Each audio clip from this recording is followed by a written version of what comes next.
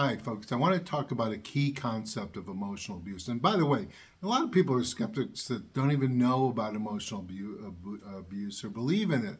And today I want to talk about the equivalency between emotional abuse and physical acts, even criminal, but the correlation between emotional abuse and physical pain and things. John Myers has remarkably confronted the challenges of our time.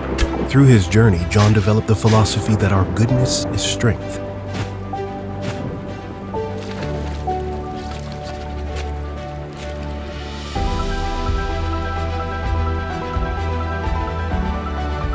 Together,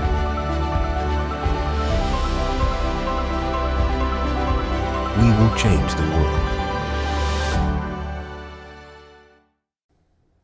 So one of the things about emotional abuse, there are skeptics about it, or just think that actions are linear, just A and B, and what emotional abuse and all the narcissism, like psychopathy, opens up this whole depth of understanding, like an ocean of understanding underneath, much deeper. When people experience this, they both in terms of the perpetrators who are acting in really unbeknown ways, and those they target, who are now opened up to a world of emotions and a reality that they never knew existed. So what I want to talk about a little bit, and it's an area I'm really investigating, exploring myself. I don't have the definitive answers by any stretch, but I want to draw parallels between the equivalency of emotional abuse and how it would relate to physical acts. To help society, courts understand that emotional abuse is a phenomenally intense thing, and it can have pains that exceed physical acts, because emotional abuse can go on so long, and there's so much deception involved, and there's covering over and mocking of the person victimized over and over again. So one area, a couple areas that I've done some preliminary work is, parental alienation, when, a child is alienated by another parent. And I'm saying that the emotional equivalency when you lose a child would be as if your child was kidnapped, okay?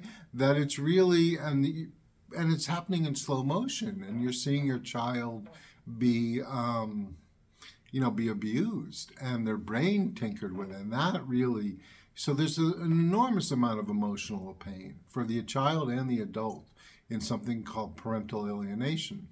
I also talk about, did an illustration or had one done by Devika, where a person who is ostracized and excommunicated for so long, over years and years, it becomes the emotional equivalent. I mean, the perpetrators are almost like murdering a person.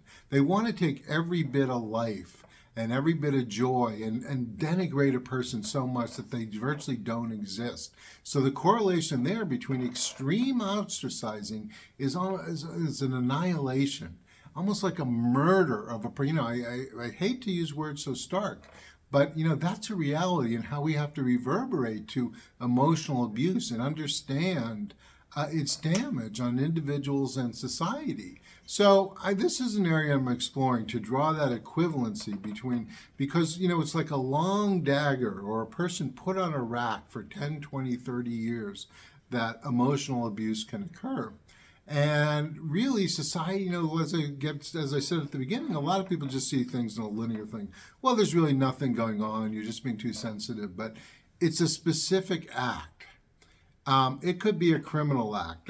For the moment, I'm looking at drawing the emotional equivalency between, and establishing something that's kind of invisible, emotional abuse, as an actual act, okay, as real as a dagger, as real as a table, but unknown by a lot of society and invisible.